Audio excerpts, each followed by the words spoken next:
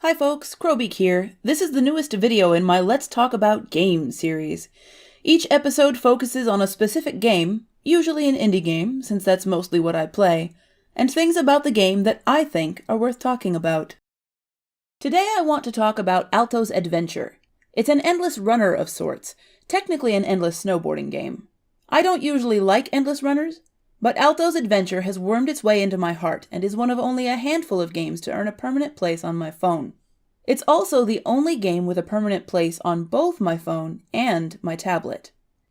We at indiegames.com were sent a review copy, and based on how beautiful it looked in the trailer, I decided to give Alto's Adventure a try. I ended up putting the trailer in one of my trailer roundups, but not giving it more coverage than that. I didn't have enough to say about it at the time to want to devote more of my writing time to it than that. In the months since, however, it's really grown on me. Endless runners are procedurally generated to give the player a different progression layout every time. In that regard, Alto's Adventure is no different. However, it goes farther than that, using procedurally generated environmental effects to make the mountain feel alive. Some things, like birds being scared away by the player's approach, have no effect on gameplay. Others, like the day and night cycle and weather effects, affect visibility and subsequently affect the game's difficulty.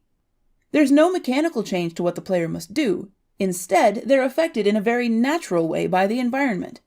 And, since it can't rain all the time, after a while, things return to normal and it's business as usual. The beauty and variability of the environment combines with a music track that never, for me at least, gets old to create a truly lovely gaming experience. I don't play Alto's Adventure to try to rack up a score. I play it because the mountain and music are wonderful and I just want to see what the mountain will throw at me this time. To be honest, I kind of wish the game had no scoring whatsoever.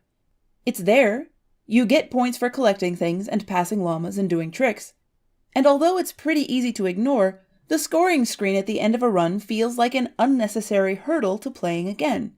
This feeling is made stronger by the fact that it's not a mindlessly tap anywhere to play again screen. The player must push the play again button in the lower right-hand corner.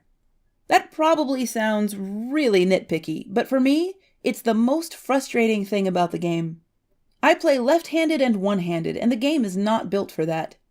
The developers implemented the ability to move the pause button, but that's the one UI element on the left-hand side of the screen that was never a problem for me. Regardless, the annoyances that come from playing the game as I do aren't enough to stop me from playing it.